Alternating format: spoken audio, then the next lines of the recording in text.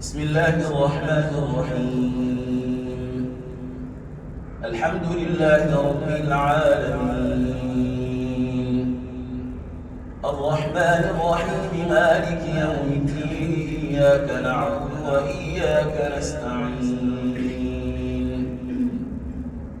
اهدنا الصراط المستقيم، صراط الذين أنعمت عليهم غير المغضوب عليهم ولا الضالين.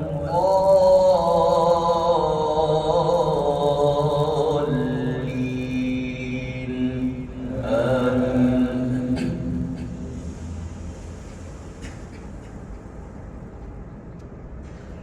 وإذ بوأنا لإبراهيم مكان البيت ألا تشرك بي شيئا وطهر بيتي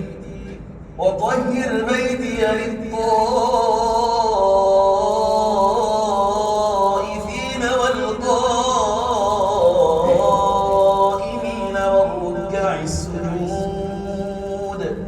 وأذن في الناس بالحج يأتوك رجالا وعلى كل ضامر يأتين من كل فج عميق ليشهدوا منافع لهم ويذكروا اسم الله في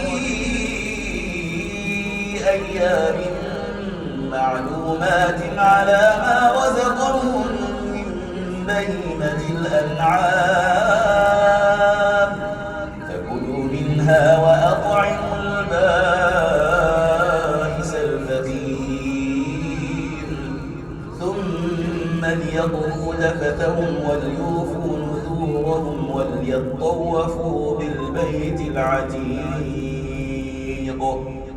ذلك ومن يعظم حرمات الله فهو خير له عند ربه.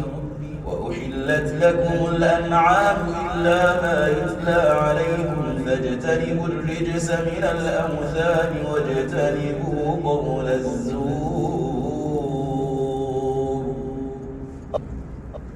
بسم الله الرحمن الرحيم.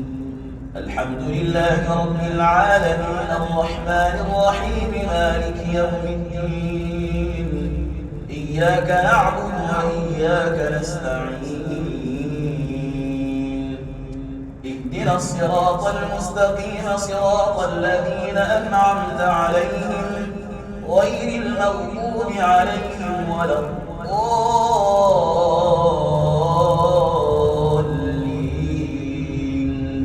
آمين.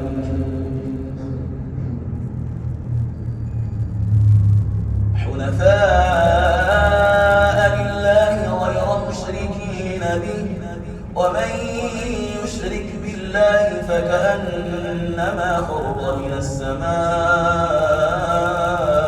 فتخطفه الطير أو تهوي به الريح في مكان سحيق. ذلك ومن يعظم شعائر الله فإنها من تقوى القلوب. لكم فيها منافع إلى أجل مسمى ثم محلها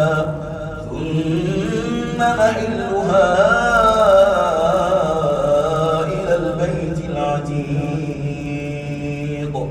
ولكل أمة جعلنا منسكا ليذكروا اسم الله على ما رزقهم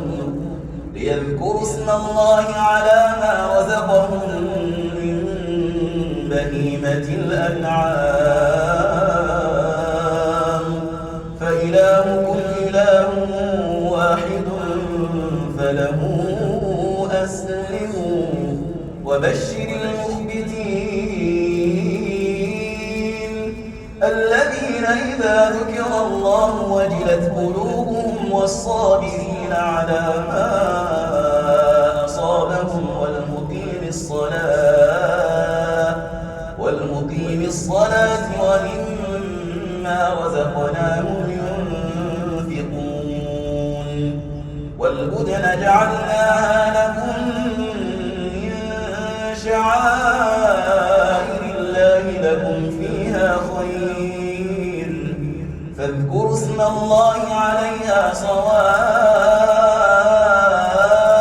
فإذا وجبت جنوبها فكلوا منها وأطعموا القانع والمعتر كذلك سخرناها لكم لعلكم تشكرون لن ينال الله لحومها ولا دماؤها ولكن يناله التقوى منكم كذلك سخرها لكم لتكبروا الله على ما هداكم وبشر المحسنين الله أكبر